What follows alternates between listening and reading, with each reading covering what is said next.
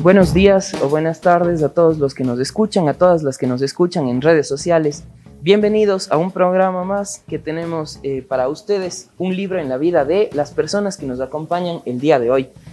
Habíamos comenzado este programa con la intención de celebrar en realidad el Día del Libro, sin embargo, el formato que tenemos resultó tan acogedor y tan exitoso que en realidad decidimos replicarlo muchas veces y lo seguiremos haciendo para poder seguir conversando sobre libros con personas muy interesantes que no siempre están vinculadas directamente con el área de literatura, pero seguro nos pueden ofrecer su conocimiento y sus lecturas para seguir conversando y seguir pasando tiempo muy ameno y muy divertido sobre libros, ¿no? En este programa, este día, gracias a Silvia Seas, que nos ha ayudado para el montaje del set. Ella tiene una marca de ropa, Liz está usando una de sus prendas. Pueden mirarlas también aquí atrás en el set. También quiero agradecer a Palier, Café Libro, y a Editorial La Caída, que nos ayudó también para el montaje de este set. Pueden ver algunos de sus títulos expuestos ahí. Y por supuesto a Catedral Joyería, que igual que el programa anterior nos auspicia también con algunas de sus piezas que también pueden ver acá. Luego las mostraremos más a detalle. Estamos transmitiendo desde la Biblioteca Manuel Muñoz Cueva, un espacio icónico y representativo de la Casa de la Cultura, que ha albergado muchas conversaciones y muchas discusiones sobre libros, y ahora en tiempos de pandemia, en tiempos pandémicos, también se convierte en la sede y el espacio para poder conversar sobre este mismo tema. Bien, tenemos con nosotros a Virginia Roldán, nos acompaña Liz Chingri y nos acompaña Ismael Cuero. Gracias por estar con nosotros. Vamos entonces al formato habitual que tenemos siempre. Vamos a ver. Yo tengo aquí varias preguntas sobre libros y vamos a comenzar con Liz para que saque una pregunta al azar y vamos a ir respondiendo.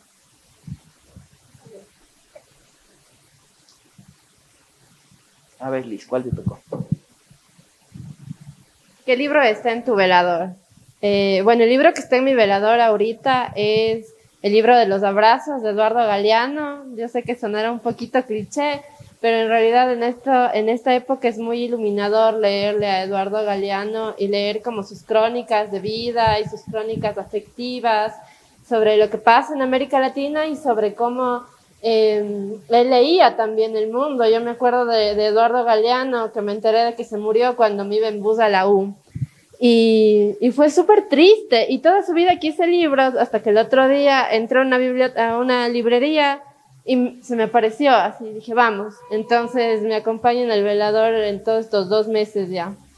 Que de hecho es súper decidor, porque capaz una de las cosas que más extrañamos en tiempos de pandemia es dar abrazos, tener esa cercanía afectiva. Qué chévere, Liz. Ismael, ¿qué libro Sí, tienes tienes en tu razón velador? lo que dices, lo que más extraña es dar abrazos, saludar con la mejilla, como antes era todo normal. Claro. Ahora todo es bueno así de lejos. Es súper extraño todo este tema de la pandemia. Yo ahorita tengo 4 libros. A veces leo uno y a veces leo otro. Eso es un mal hábito, no aprenderán. Ahorita estoy leyendo específicamente La sombra del viento.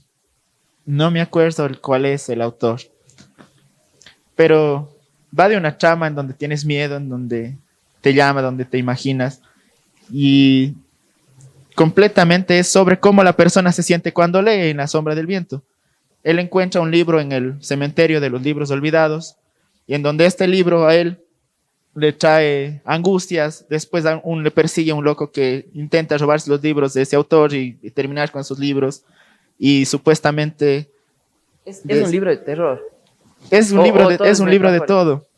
Exactamente, tiene un poco de todo.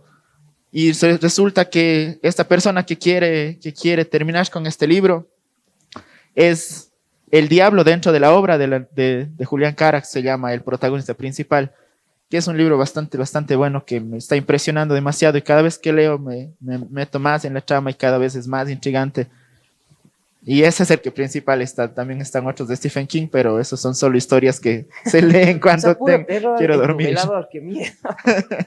No sé si es el lugar más adecuado para tener libros de terror, pero seguro tengo tiene más. otros. Virginia. Bueno, muchas gracias por haberme invitado. Este es el libro es uno de los libros, tengo la misma mala costumbre, es uno de los libros que tengo en mi velador. Es un libro que yo les regalé a mis hijos hace muchísimos años, cuando ellos eran niños, y es 101 clásicos de la literatura universal resumidos, del señor Rafael Méndez Bernal, un colombiano que ha hecho esta compilación y estas reseñas. Es para mí una gran guía para ver de qué libro me da ganas de entrar a explorar más a fondo y a leerle, ¿no? Pero para cultura general, por ejemplo, me encanta. Y son reseñas cortitas que puedo leer uno cada día, así más o menos. Y me encanta. Claro, es que a veces necesitamos guías sobre qué leer, porque es que leer toma tiempo y la verdad es que toma dinero. Entonces, arriesgarse a comprar un libro sí requiere como un antecedente, ¿no? O sea, por eso el programa que estamos haciendo espero les sirva de guía también. Ahí está, ciertamente. Ojalá les sirva de guía para que puedan encontrar las lecturas que sean más oportunas, más cercanas a cada uno de ustedes. Bien, veo que su señalador me hace acuerdo de los señaladores que uso yo, que es que uno encuentra cualquier cosa y le ponen la hoja que es para no olvidarse. Y eso, los lectores y lectoras que nos están viendo seguramente sabrán que uno va por ahí, por la vida, recogiendo señaladores de todo tipo, ¿no? Sí. Bien, vamos entonces con la siguiente pregunta. A ver, dale Ismael, saca uno. A ver. ¿Qué libro le regalarías al presidente? ¿A cuál de los presidentes? ¿Al nuevo? Ahora que tenemos dos. Al nuevo. ¿Qué libro le regalaría al nuevo presidente? Qué complicado. ¿El manifiesto comunista, quizás? No, discúlpeme, señor presidente. No, mentira. Capaz. Le regalaría el manifiesto comunista o el Capital. La verdad es que no. No sé, tengo... ¿Tú quieres que lea o que... o provocarle algún... Quiero provocarle algún shock. Que sepa que las masas estamos siempre presentes para todo esto. Y que también tenemos conciencia, de clases y que vamos a luchar cuando se deba luchar. De hecho, es un poco gracioso porque dentro de todos estos estudios políticos que uno ha tenido, se va llenando de esta literatura y de igual manera se va llevando de libros de derecha porque hay que saber de todo hay que saber. Y un amigo, una vez conversando, bueno, Juan Javier, si está viendo esto, le mando un saludo. Él me dijo que tenemos que leer siempre las dos caras en los libros, igual que de las monedas, ¿no? Y después de haber leído, se me fue Las venas abiertas de América Latina. Me dijo, no puedes leer solo a esto, tienes que leerte el manual del perfecto idiota latinoamericano. Y entonces, después de un tiempo me puse a leer y conversaba con un amigo mío y me supo mandar como unas 20 lecturas sobre el capitalismo y el capitalismo en Latinoamérica y todas estas cuestiones, que es bastante interesante el tema de los modelos económicos, pero creo que... Debe ser muy tu amigo para que haya sobrevivido a esa discusión. Sí, pero bueno, leyendo es... O sea, todas sus teorías tienen su complejo y también sus complementos, obviamente, es igual que en el tema social. Pero creo que no son muy apegadas a las realidades que nosotros vivimos como personas, como seres humanos, y también como pueblo ecuatoriano, que no todos tenemos las mismas capacidades y los mismos beneficios para ingresar a tal o cual sector, incluso a educarnos como tal, incluso como tú decías, a tener libros, porque tener libros también es a veces un gasto de plata que muchas personas no se dan el lujo y mejor pagan el cable o pagan el DirecTV el mes, como comprarse 2 libros, mejor pago el DirecTV que dar para toda la familia, y eso es mi medio de educación. Es un poco triste, pero sí les regalaría ese libro a él. Los 2 libros les regalaría, para que se complemente. Todos tenemos algún amigo neoliberal en la familia. Santa, si me estás viendo, te mando un saludo. Liz. Bueno, yo no le regalaría nada, no mentira. Yo no o sea, en realidad es que el rol de los presidentes es como tener la claridad de que justo por ese poco acceso y porque además la cultura ha sido diseñada como para unas élites, acceder a libros en realidad sigue siendo bastante privilegiado, ¿no? Y ahora en pandemia peor, por eso es muy hermoso también encontrar la biblioteca abierta, ¿no es cierto? La biblioteca de la Casa de la Cultura, la biblioteca de la Universidad de Cuenca, que además son espacios públicos, pero en realidad creo que nos hace falta un programa nacional de libro como el que teníamos. Yo me acuerdo que habían programas. Existía el Plan Nacional del Libro, ciertamente. Ajá, en los que ahí sí leía, y luego ya pensando, ahí leía, por ejemplo, Cruces sobre el agua y tal. Creo que ese le regalaría, aunque pensándolo bien, capaz se lo toma como programa político. Entonces, qué susto regalarle un libro al presidente. Qué gusto. Qué susto. Ese libro. Es el libro. Virginia. Bueno, coincido otra vez con usted, Ismael. Ustedes nos hicieron el enorme favor de indicarnos qué preguntas serían antes de venir acá para pensar un poco, ¿no? Pensar bastante. ¿Qué responder? Y yo justo pensé el Manifiesto Comunista, porque es uno de los libros más hermosos que yo he leído, que a mí sí me cambió la vida, es uno de los libros que me cambió la vida, pero también le regalaría, perdón, otro libro que es fuente de mi vida, que es la Biblia, ¿no? Y porque creo que habla de las dos partes, o sea,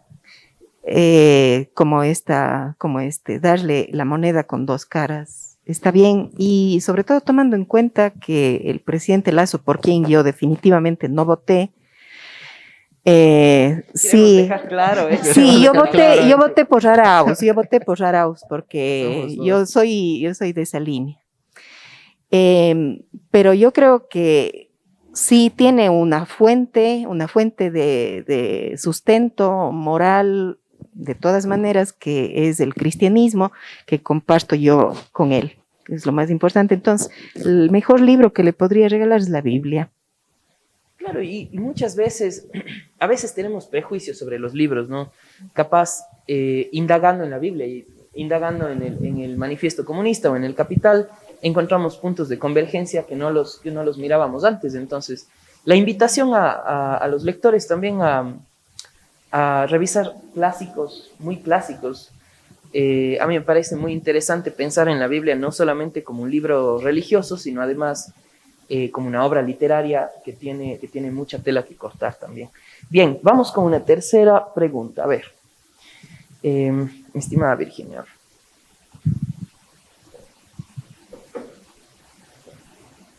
No. Usted mismo. Yo mismo. Bueno. Quería escaparse. Es que escucharan la pregunta, ¿qué es? Yo sé que intentaba escapar de la respuesta. No. ¿Qué libro has robado? ¿De quién? ¿De dónde? ¿Y por qué? Y agrego, ¿y cuándo vas a devolver? Bueno, un libro que le robé del modo clásico que se roba los libros, que es pedir prestado y no devolver.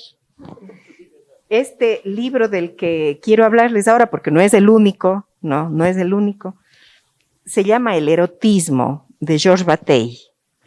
Este libro le robé de esta manera a mi amigo queridísimo, mi hermano Carlos Rojas.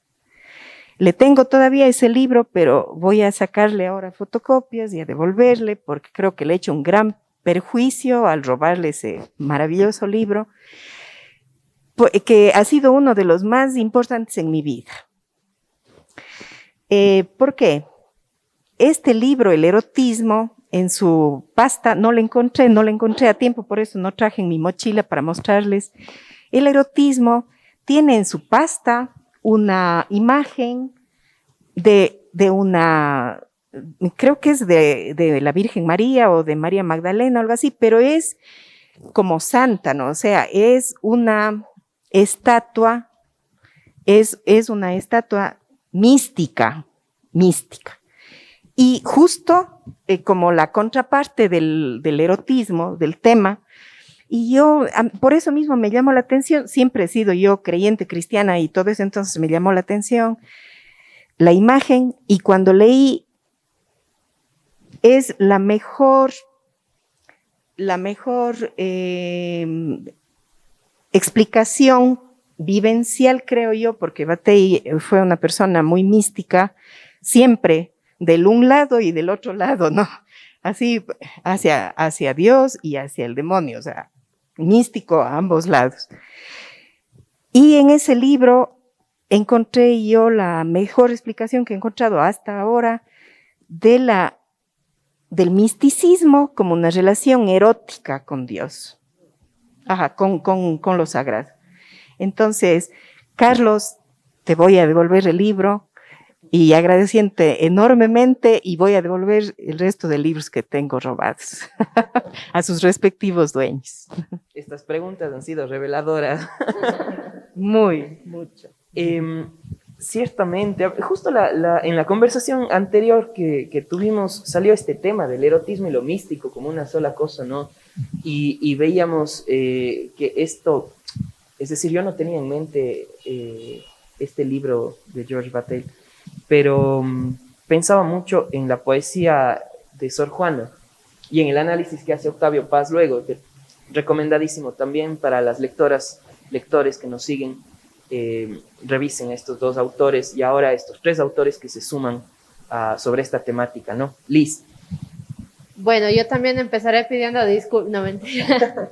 Pero, a ver, uno de los libros que yo me robé, tal como dice la compañera, sin querer queriendo, fue Una habitación propia de Virginia Woolf, y me lo robé a una de las grandes precursoras del feminismo en Cuenca, que es Aranidia Solís, a la que por si acaso me ve algún día, porque ya no tiene redes, también le pido disculpas. Pero, claro, porque nos había llegado una donación de libros de otra compañera de Lina cuando se mudó a Quito, y había un cajón enorme de un montón de joyas así literarias, y claro, yo le pedí como la habitación propia. Creo que es súper importante este libro, porque además de ser uno de los pilares del feminismo contemporáneo, también nos habla y nos suscita como unas reflexiones sobre la corporalidad misma. Virginia Woolf en algún momento de hecho se pregunta qué hubiera pasado si la hermana de Beethoven, me parece que es, hubiera sido mujer, o si hubiera tenido una hermana mujer. Entonces ella dice, no hubiera podido salir de casa por las normas en este momento, ¿no es cierto? De que si sales de casa tienes que salir casado, si no, no sales. No hubiera podido componer porque nadie le hubiera escuchado, no hubiera podido tocar porque nadie le hubiera dado permiso para tocar a las mujeres que en ese momento y hasta la contemporaneidad seguimos siendo ciudadanas de segunda clase. O sea, como todo un tema, ¿no es cierto? Entonces Virginia Woolf es un ensayo bellísimo porque nos lleva a pasear con ella, también reflexiona sobre la importancia de las becas, ¿no es cierto?, para escribir, ¿no? Y sus reivindicaciones sobre eso, sobre la escritura de mujeres, pero además sobre la escritura encarnada en un cuerpo que históricamente ha sido desplazado de ese lugar. Y es bellísimo, y claro, te hace unas interpelaciones personales también, unas interpelaciones políticas de vida, ¿no? Es que si el libro no te interpela personalmente, capaz no está tocando las fibras sensibles que vos esperes que toque en tu vida. O sea, necesariamente para que un libro tenga, yo creo que para que tenga asidero, lector, anclaje en tu conocimiento, tiene que tocarte unas fibras sensibles. Claro. Sí. Entonces es re importante eso. Yo creo que esa es la causa del robo. O sea, no estoy justificando, pero es que de verdad creo que de pronto encuentras un libro con el que te encariñas y ya te lo quedas. Perdón a todos los que les he robado libros.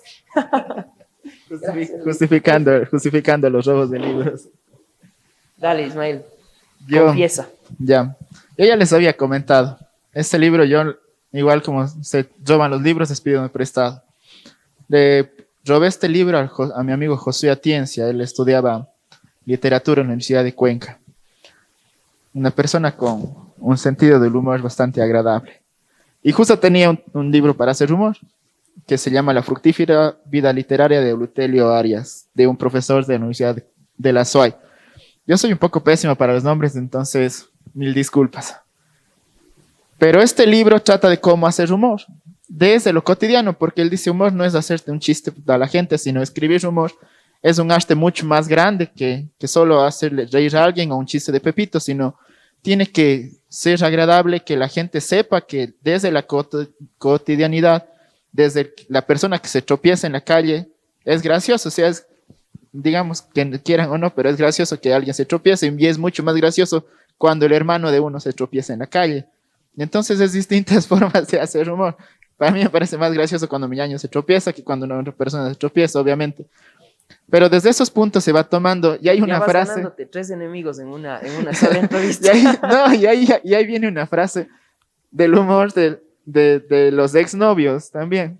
Él dice en una frase: ayer le vi hecho un oso a la Daphne Amoroso, de una exnovia que él tenía en el colegio, pero que después simplemente solo engordó un poquito. Pero él, para hacer humor dentro de Eleutelio Arias, desde el personaje ficticio que él dice, entonces de esa frase que él manda es: ayer le vi hecho un oso a la Daphne Amoroso.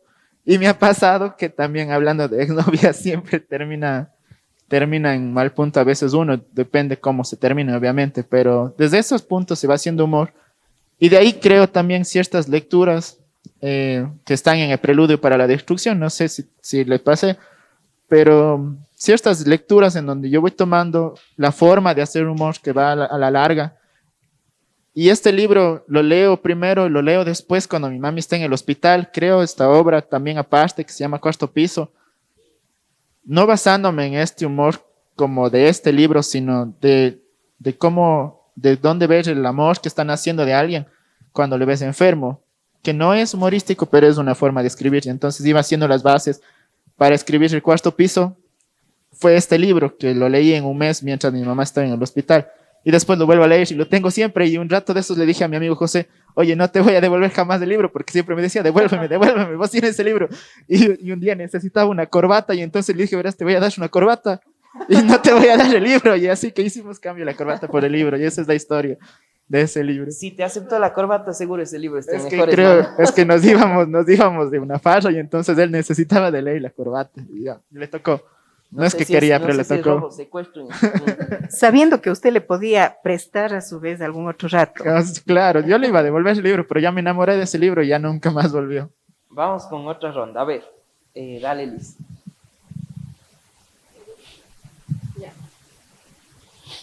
Uy, recomiéndanos un libro, o un autor para este fin de semana de encierro. Este fin de semana todo el encierro, ¿no es cierto? Bueno, yo creo que hay una autora que hay que leerle obligadamente porque es muy buena, pero además es hermosa, se llama Juliana Ortiz. Y de hecho recién acaba de sacar un nuevo libro. Yo estoy así a la casa para ver si es que llega a Cuenca, pero definitivamente tienen que leerla. Ella también está dando muchos talleres de escritura. Le hago aquí Ella una sacó pequeña su último libro con Kikuyo, ¿es ese? Sí. El que tiene, es un libro en formato horizontal, es muy bonito, de hecho visualmente es muy bonito. Búsquenlo en Palier, de hecho. ¡Wow! Ahí está. Vamos a paliar después de esta. Sí, Sí, es ella. genial, gracias, Luis. Yo, de ahora. Es que esa es una pregunta súper complicada, verás. Me parece complicado porque, digamos que te sientes muy contento el fin de semana y no quieres leer poesía, o que estás muy triste y quieres leer poesía. En general, yo recomendaría 2 historias de terror de Stephen King para el fin de semana, porque es un libro que puedes leerte en 2, 3 días y que puedes tenerlo siempre a tu lado. Se llama 2 historias de terror de Stephen King. Y les va a encantar, no les voy a hacer spoilers de eso. Y creo que es para todo ámbito y también para distraerse, porque el fin de semana a veces uno se distrae o no tiene mucho tiempo. Y depende mucho, la verdad. Es un poco complejo. Ok. Bueno, yo les recomiendo el libro del Eclesiastés de la biblioteca portátil, que es la Biblia, el libro del Eclesiastés, que es un libro poético. Y aparte de eso, se presta para que uno le pueda hacer distintas lecturas, como dijo usted, David, una lectura, por ejemplo, con intención literaria, una lectura con intención contemplativa, digo yo, una lectura con intención educativa. Uno puede hacer lecturas como de cualquier libro, ¿no? Como de cualquier libro, hacer esas distintas lecturas. Yo recomiendo el Eclesiastés, que sí pueden leerle en un fin de semana, claro que sí, y volver a leerle muchos fines de semana. Genial, muchas gracias. Creo que la variedad es enorme, ¿no? La variedad y las posibilidades son enormes en todos los casos. Bien, vamos con la siguiente. A ver. Sí. Dale. A mí me gusta el Cantar de los Cantares. Me encanta, es demasiado bien hechito. Yo creo, Es que un sí, poema. yo creo que si la gente se tomara el tiempo realmente, que son muy pocos los que se toman el tiempo de leer la Biblia, repito, como con interés literario, hay unas joyas para los no creyentes, llámenle mitología hebrea, de mitología hebrea son muy interesantes, ¿no? A ver, dale Ismael. A ver, si tuvieras que vivir dentro de un libro, ¿cuál sería? Uy, Qué complicado. Aunque no, yo sé cuál libro leería. Yo soy muy cultura pop. Entonces, si fuera mago, pudiera vivir dentro del libro de Harry Potter, viviría en dentro del libro de Harry Potter. Ese es donde viviría siempre. Y después iría evolucionando hasta ser ministro de magia. Pero bueno, sí, ese, literalmente, literal. bien, No sé. Virginia. Yo en los trópicos de Cáncer y de Capricornio de Henry Miller. Caramba. Allí viviría, sí. Ya, Liz. Bueno, difícil está escoger, pero yo definitivamente viviría en las obras de Monique Wittig. Bien. Ahí ¿Por? me quedo.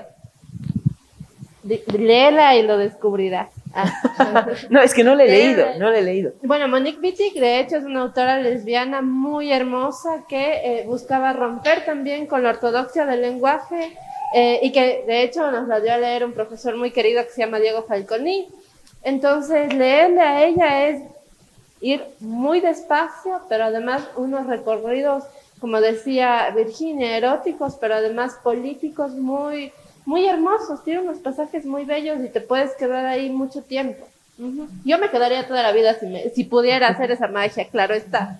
Sabes que hay libros que visualmente, o sea, imaginativa visualmente te transportan, ¿no? Estoy leyendo ahorita Lo Triste y lo Bello y yo quiero vivir adentro de ese libro porque narra un Japón súper poético, en el otoño japonés, ¿no? Súper poético. Pues ahí viviría yo. También les recomiendo Lo Triste y lo Bello. Bien, vamos con otra pregunta. A ver.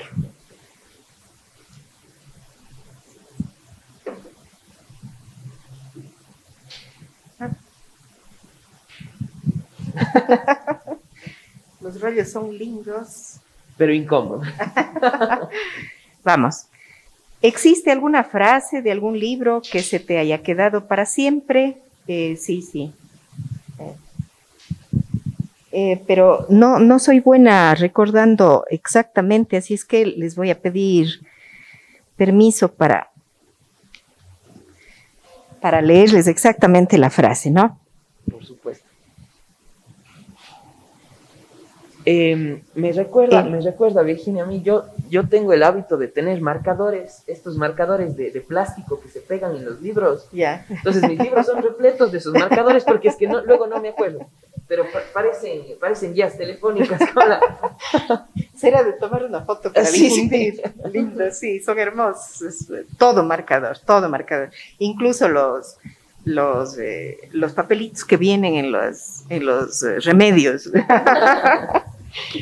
A ver, dice, este es un libro que se llama El reverso de la locura. Es de Gilbert K. Chesterton, que fue un filósofo, un ensayista inglés, y este libro es de 1954, la edición al menos. Entonces, bastante mayorcito. Chesterton particularmente tiene esta coincidencia conmigo, que él fue cristiano, pero por conversión, ¿no? Un personaje por increíble. Conversión, bello. Tiene el padre Brown en novela policial. Thomas Chesterton. Sí. Estoy es Gilbert Chesterton. Chesterton. Es G.K. Chesterton. Sí, es el padre Brown. A lo mejor sí claro, es. Sí, G.K. Claro, Gilbert. Claro, sí. Y hay una serie, ¿no? Hay una serie muy linda. Muchas gracias por contarme que es él. Esta frase dice que no sabemos lo que sabemos, sino solo lo que sentimos. Que no sabemos lo que sabemos, sino solo lo que sentimos. Esa es mi frase. Bien, Liz. Bueno, yo si de algo me quedo para toda la vida es con esto que narra José María Arguedas en Los ríos profundos, ¿no es cierto? Esta construcción que hace alrededor de todo el libro, porque además mezcla, ¿no es cierto? José María Arguedas era un maestro, pero además un señor que se dejaba afectar desde el sentir. Entonces mezclaba mucho quichua con español, ¿no es cierto? Y en Los ríos profundos él desarrolla como esta metáfora de la sangre, ¿no es cierto? De la memoria histórica como un río profundo que bulle y que va por la sangre de uno, ¿no? Y a mí me parece como esa metáfora política y metáfora de vida muy hermosa. Yo siempre me quedo con eso. Los ríos profundos está repleto de frases muy sentidas y bien dices tú, o sea, se trata más bien de acercarnos a la esencia de las palabras, por eso él no las traduce. Hay muchas palabras que él no las traduce. Para los que tengan nostalgia, porque es un libro muy nostálgico, él fue nostálgico en su vida. Acérquense a la lectura de Arguedas, a Los ríos profundos, especialmente para reconocer nuestra dimensión andina, para reconocer la dimensión andina en nuestra vida. Súper interesante esa lectura también, Liz. Y además, a pesar de que no se traduzca, porque hay algunos poemas que sí lo hacen, uno puede entender, porque los poemas, las palabras, corren en esto que Cristeva dice de la cora semiótica, ¿no es cierto? Que aun cuando no las podamos entender en su significado, sabemos, ¿no es cierto? Escuchamos, y de hecho eso pasa mucho con es un libro muy auditivo. Sí, es muy hermoso, entonces hay que leerlo y hay que leerlo en voz alta y hay que leerlo como con el corazón desnudo, Arguel. Ciertamente. Ismael. Qué interesante es escucharles a ustedes hablar, la verdad. Y siempre es interesante escuchar a las personas hablar en general. Una frase, bueno, yo tengo algunas frases, pero una que me quedó en la mente, se me fue el autor. Pero bueno, es del mismo libro de La sombra del viento. Él dice una de esas frases: existen peores cárceles que las palabras. Y es bastante poético, la verdad. Creo que es bastante fuerte el que existan peores cárceles que las palabras. A veces uno cuando escribe, uno como escritor, y a veces dentro de la poesía mismo, como tú decías, uno es muy nostálgico o siente mucho y a veces parece que estamos aprisionados en este sentir, en esta tristeza matutina que nos trae alegrías en ciertos momentos y que gozamos la alegría, pero también vivimos esta tristeza como parte de nuestra vida. Pero que existan peores cárceles que las palabras nos llega a una dimensión, creo yo, en donde nosotros no comprendemos a las demás personas que están viviendo mucho más fuerte que uno, como las personas que están en situación de vulnerabilidad, las personas que sufren violencia constantemente, las personas de los guetos, las personas que no tienen que comer, las personas que sufrieron en esta pandemia. Es bastante fuerte el que existan peores cárceles que eso que nosotros a veces creemos. Ciertamente, que solo somos nosotros. Es casi un postulado, ¿no? En contra de Wittgenstein, que decía el límite de tu mundo es el límite de tu lenguaje. Capaz sí hay mundo fuera del lenguaje, ¿no? Pero eso ya es otra discusión filosófica que le vamos a dejar para otro momento. Aprovecho para reiterar el agradecimiento a los auspiciantes que nos ayudaron a montar el set el día de hoy en esta transmisión. Agradezco especialmente a Silvia Seas, que es la autora, la creadora de estas prendas de vestir que ustedes ven aquí, que está usando Liz, a Joyería Catedral y a Palier Café Libro, que tiene varios títulos, especialmente de Editorial La Caída, que nos acompañan también en este set, que pueden ver ahí. No son los únicos títulos, visiten Palier, pueden encontrar joyas literarias ahí. Ahora voy a hacer un anuncio, si me disculpan, voy a poner un paréntesis de esta conversación para hacer un anuncio cortito. La semana anterior hicimos un concurso haciendo una pregunta, ¿no? Esta pregunta está supuesta que las personas que nos escuchan y nos siguen en redes pongan en los comentarios la respuesta y entre ellas sorteamos un lote de libros de nuestra producción editorial. Entonces voy a mencionar a las dos ganadoras de la semana pasada. Yesenia Espinosa, felicitaciones, y a Lady Macías, felicitaciones. que ganaron cada una un lote de libros, que pueden retirar en la oficina editorial de la Casa de la Cultura cualquier día de la próxima semana. Bien, entonces voy a aprovechar para sacar yo una... A ver, vamos a ver. Ayúdeme, Virginia, saque usted una pregunta. No, aquí, una pregunta. A ver, yo le leo. Esta pregunta es para quienes nos siguen. A ver, dice, ¿qué libro no prestarías nunca, jamás y por qué? Dejen su respuesta en los comentarios y entre las personas que nos respondan sortearemos también 2 lotes de libros que pueden retirarlos aquí en la Casa de la Cultura. ¿Sí? Recuerden la pregunta, por favor, ¿qué libro no prestarías y por qué? Es más, nosotros respondamos, ¿qué libro no prestarías? ¿Qué libro? Pero nunca, jamás, jamás. A ver. Ninguno. Es que ya con este antecedente de los robos. Nunca regresan. No, o sea, no hay ningún libro que no prestaría nunca jamás. O sea, todos los libros. Claro, todos los libros los prestaría. Pero cualquier libro podría prestar, pero yo tengo una forma de prestar que es la más usual. Si tengo plata, le saco copias y le doy, le regalo más bien. Sí. Y otra, si es que no tengo plata, por ejemplo, lo que hago es prestar, dependiendo si es una persona cercana que yo le pueda pedir que me devuelva. Entonces, sin enojarme, sí, sin enojar. Porque presta, claro, es así como prestas plata. Sin enojarme, pero la persona sabe que estoy diciendo en serio. Así que Sí. con cuidadito. Sí. Listo.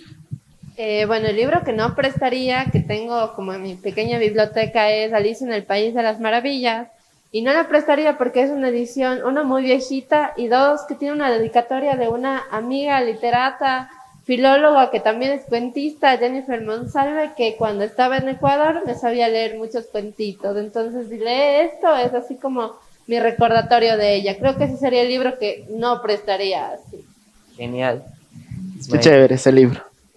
Yo no prestaría El Subcielo de María Ángeles Martínez, porque el primero lo tengo firmado y con una dedicatoria de ella, pero no sé, ese libro es un pilar en mi alma, ese libro. La verdad es un pilar en mi alma, no, ni siquiera quiero que lo toquen nadie.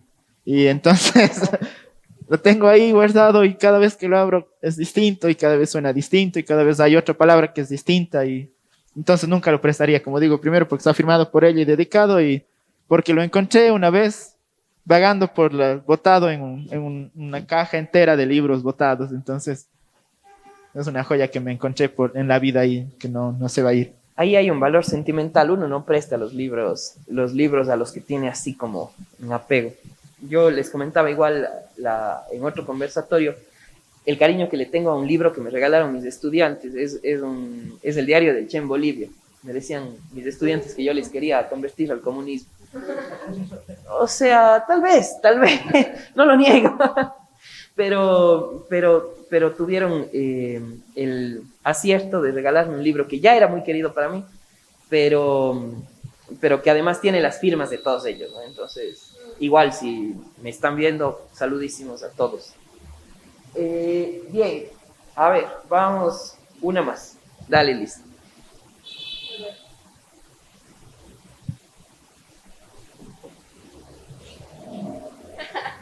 ¿Cuál es el peor libro que has leído? Uy, El peor libro que he leído, y aquí un mensaje para docentes, nunca obligan a leer libros. El peor libro que he leído es Sangre de Campeón y estos libros que nos hacían leer en la escuela. Es así como, podían haberlo hecho mejor. Pero podían no haberlo. o podían no haberlo hecho. Y claro, después me pusieron a leer como más de Cuauhtémoc Sánchez y no, es pésima idea, profes del mundo, unidos, no mentira, profes del mundo, mala idea poner a los adolescentes a leer a Cuauhtémoc Sánchez. Gracias. Me robaste lo que quería decir. Iba a decir lo mismo y venía pensando lo mismo. O sea, no se tiene algo que no hace que no nos identifiquemos con tal. parecen, no sé, capaz el Sangre de Campeón 3, así es medio bueno, pero los demás no. Y tienes razón, no. No capaz el peor, porque sí me los leí todos, igual Cuauhtémoc Sánchez creo que nos mandaban en la escuela, en el colegio, yo estaba en colegios religiosos, entonces era mucho más, pero no lo odian, pero no lo recomienden mucho tampoco, creo yo. Y ahí no tengo otro libro más aparte de eso. Bueno, este libro, digamos, entre los libros que son de literatura, ¿no? Y no el libro, porque no leí todo el libro, sino parte, es de una escritora que ganó un premio Nobel hace pocos años. No recuerdo el nombre, es difícil. Es La mujer más fea del mundo. Es el peor libro que yo he leído. Sí. Creo que Políticamente incorrecto, ¿no? Lo que digo, totalmente incorrecto, pero es el peor libro que yo he leído. la autora es Ganó, sí. Müller. No, es de algún país, tal vez ucraniana o alguna. Esa les debemos, pero ciertamente yo creo que hay libros decepcionantes. O sea, hay libros malos que ya son malos. Perdón si me permite, David, y no es por el tema, no es el tema, de todas maneras es aprovechable el tema, muy bien, sino la forma tan poco estética de escribir, ¿no? O sea, tan poco, no sé, poco estética. Claro, o sea, hay libros, eso digo, decepcionantes. No me refiero a bella, sino estética. Claro, capaz hay estéticas de lo feo que resultan interesantes. Muy Pero interesantes, muy fantásticas. yo siempre cuando hacíamos estas preguntas intentábamos irlas respondiendo, ¿no? Para hacer como el piloto, la prueba, a ver si funcionaban. Y a mí se me ocurrió, sin pensarlo dos veces, un libro decepcionante. No, yo no sé si es malo, o sea, capaz lo leí en un mal momento, no sé. Eso pasa también. Hay libros que llegan a uno cuando no deberían. Y excepto los de Cuauhtémoc. Esos nunca llegan en buen momento. Esos nunca llegan. Pero yo leí uno de Skármeta, este autor chileno al que le han hecho películas de sus libros un montón y no son películas malas y entiendo que sus libros no son malos, pero leí Matchball. No, sí, me llevé una decepción terrible. Pero bueno, hasta de los libros malos se aprende. Pero es que a mí me pasó en cambio con Hamlet, verás. Con Hamlet. Me pasó con Hamlet que bueno, me compré y me puse a leer y dije, no, ¿por qué es tan decepcionante este libro? No me gustó y no me gusta y lo tengo en mi casa, igual en mi chiqui biblioteca, pero no me gusta. Y si dijera, léete ese, no le dijera a nadie, léete ese. Claro que porque obviamente parece genial, pero no me gusta y entonces no lo recomendaría.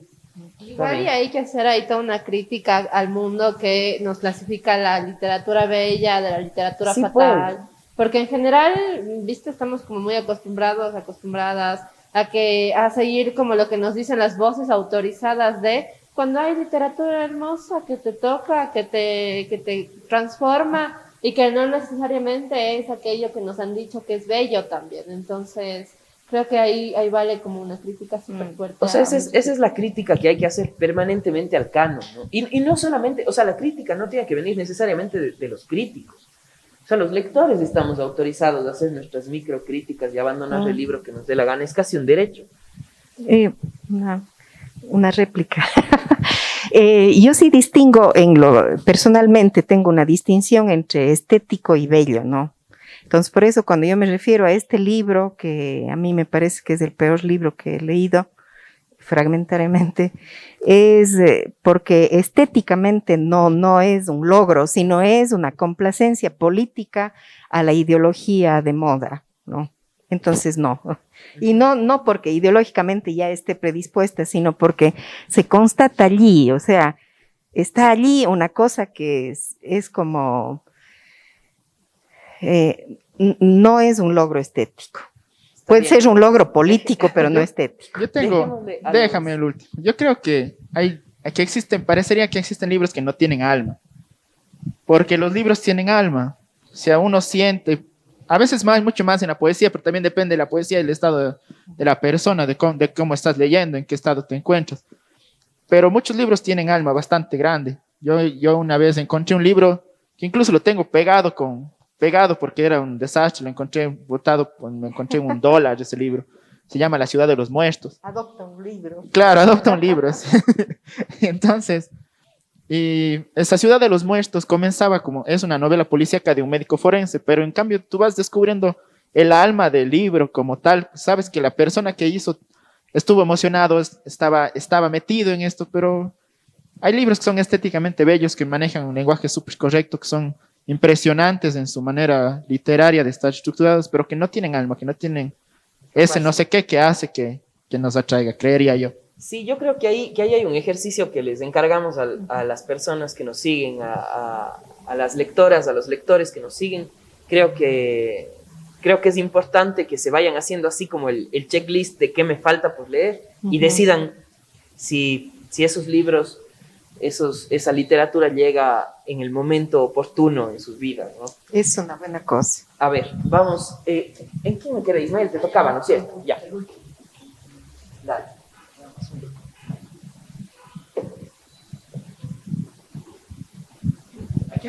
¿A qué autor le metieras un puñete en la cara y por qué?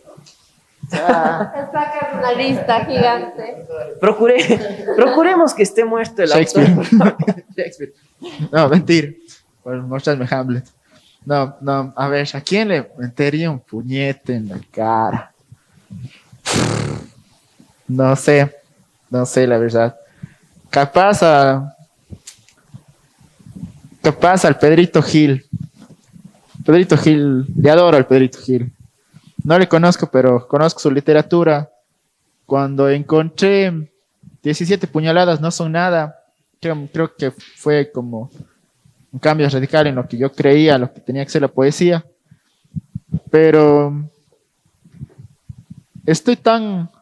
creo que me duele tanto el alma leerle que le metería un puñete para que recapacite en su vida. Y entonces de eso nomás.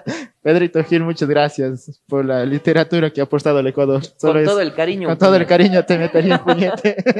Muchas gracias por la literatura del Ecuador. Liz.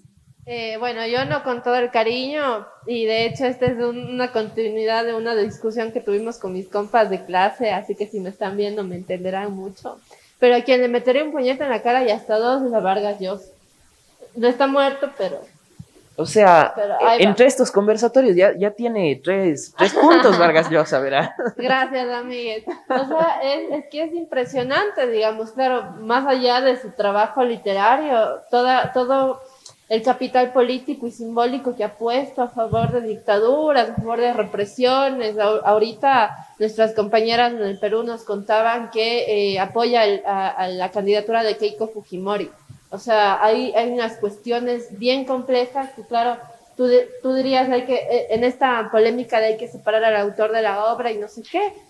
También vemos que esos autores tienen un poder súper grande por sus obras y que sí amerita darles un puñete en la cara cuando escriben unas cosas, pero al final del día, en la práctica... Es que ya no son solo, o sea, ya no son solo autores, o sea, especialmente los autores del boom.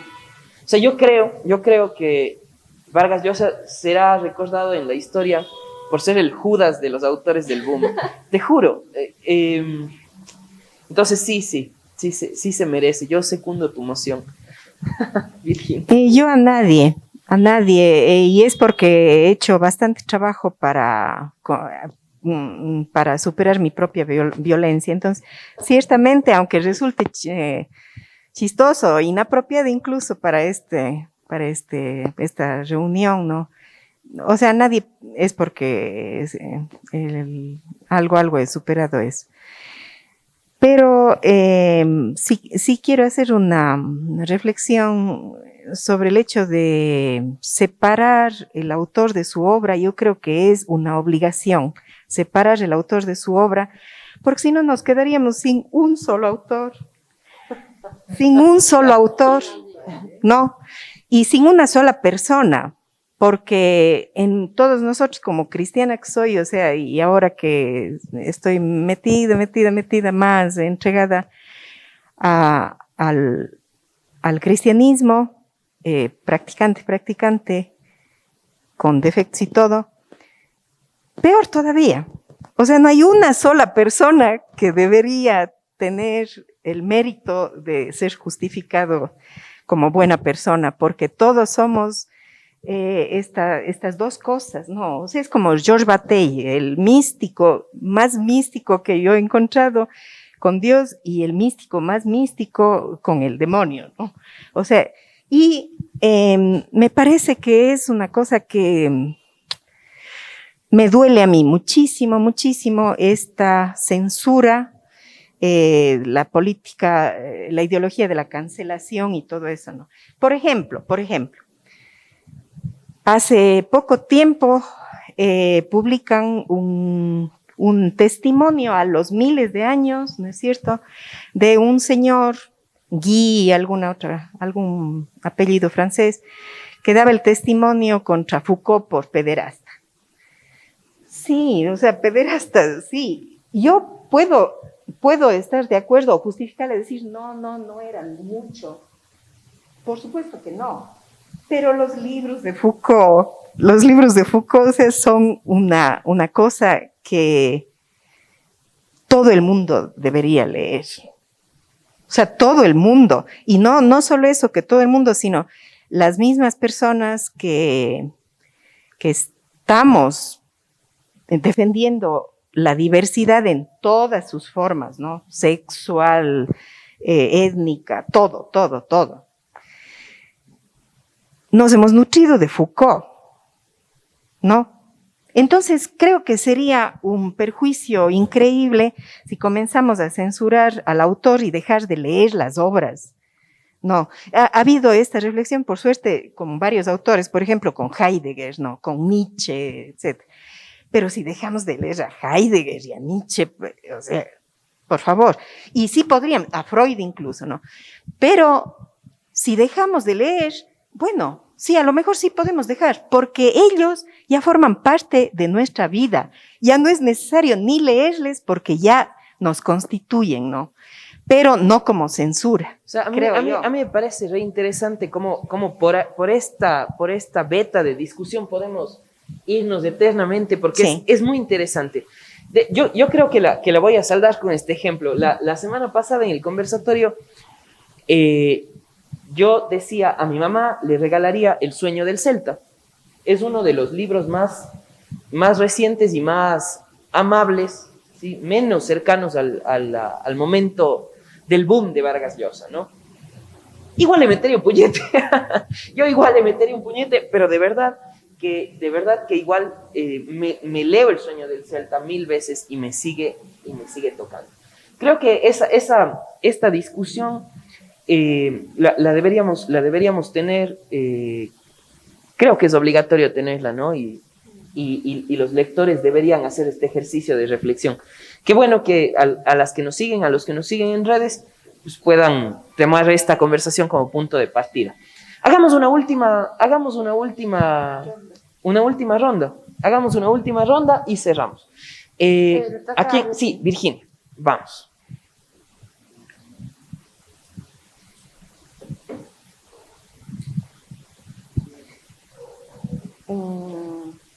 Si pudieras estar románticamente involucrado con un personaje de un libro, ¿quién sería y por qué?